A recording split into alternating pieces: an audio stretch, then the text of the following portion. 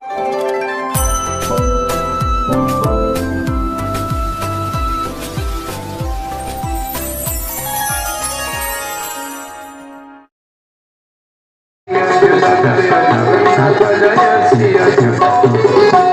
महापुरुष अच्युतानंद जी की जय। हाथ टिके समस्त टिके दबा बोल आनंद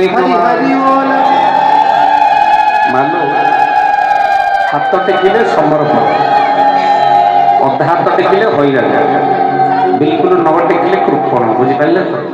हाथ टेकिले समर्पण, अधा हाथ टेकिले हैरान, बिल्कुल न टेकिले कृपण। आम एमती प्रभु पाखे बसीचे हाथ टेकिदेले सबू देदब एमती ठाकुर सीए बढ़े करे अनेब ना जिते डाकुथाऊ जी बोल आनंद हरि हरि बोल जिते मान जी बढ़े कर तार वंश निपात देखुना आप जमीदार अनेक पुओ बढ़े गला वंश निपात है ना ना तारी पथरे ठाकुर पाचेरी या बोल आनंद हरि हरि बोल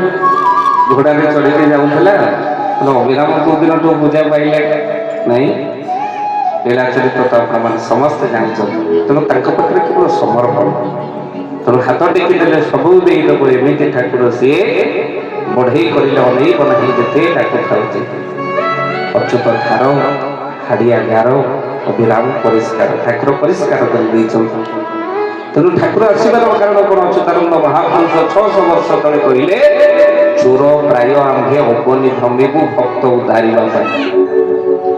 चाही जक जक निंदु थे लोक सी प्रभु बोलाई कहे अरे सी कौ दिन तो प्रभु ठाकुर हेले तुम कौन ताको पूजा कर मनुष्य ठाकुर को कौन आपणकर ठाकुर लीला भूमि हूँ केन्द्रापड़ा मठ मुझे निकट में बांगर कुआ ठाकुर गोष्ठी होता है जड़े भाई तर अनुभूति कहता माँ जिते बहुत ठाकुर देहरे थिबा बेले से माने ठाकुर ही उपदेश देते